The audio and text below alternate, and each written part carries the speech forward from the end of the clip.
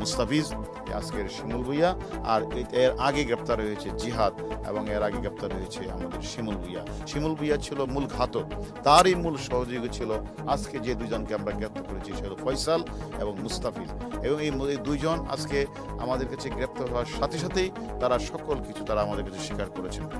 আমরা আমাদের টিম আজকে অনেক দিন যাবতই ঢাকা শহর ঢাকার বাহিরে, কোনো সময় আমরা খবর পেয়েছি সুন্দরবন, কোনো সময় আমরা সমুদ্রে, কোনো সময় আমরা শুনছি পাহাড়ে, বিভিন্ন জায়গায় আমরা কিন্তু তথ্য পাচ্ছিলাম। এবং আমরা আমাদের ডিজিটাল এভিডেন্সের মাধ্যমে এবং আমাদের যে গোয়েন্দা তথ্যের মাধ্যমে আমরা কিন্তু সবসময় আমরা কাজ করতেছিলাম। কিন্তু গতকাল শুনলাম তারা মানে খাগড়াছড়ি অথবা ওই মানে সীতাকুণ্ডের পাহাড়ে একটি জায়গায় তারা আছে।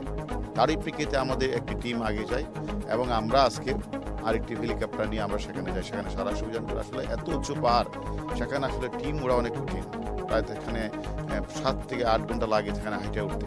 সেখানে আমরাও সেখানে গিয়ে আমরা যাদেরকে হচ্ছিলাম আমাদের কাছে যে মোস্ট ওয়ান্টেড, ওইখানে শিমুল ভুইয়ার সাথে যারা মূল কাজটি করেছে, আপনারা জানেন শিমুল ভুইয়া সাথে যে দুইজন সেখানে শিমুল ভুইয়ার সাথে থেকে আমাদের যে জাতীয় সংসদ সদস্য আনোয়ারুল ইসলাম আজিম সাহেবকে যেই রুমটাতে হত্যা করেছে, এবং তাকে হত্যা করার আগে যে ব্যক্তিটি তার ক্লোরোফর্ম তার নাকে মিশিয়েছিল যাতে সে অজ্ঞান হয়ে পড়ে, সে ফয়সাল ভুইয়া।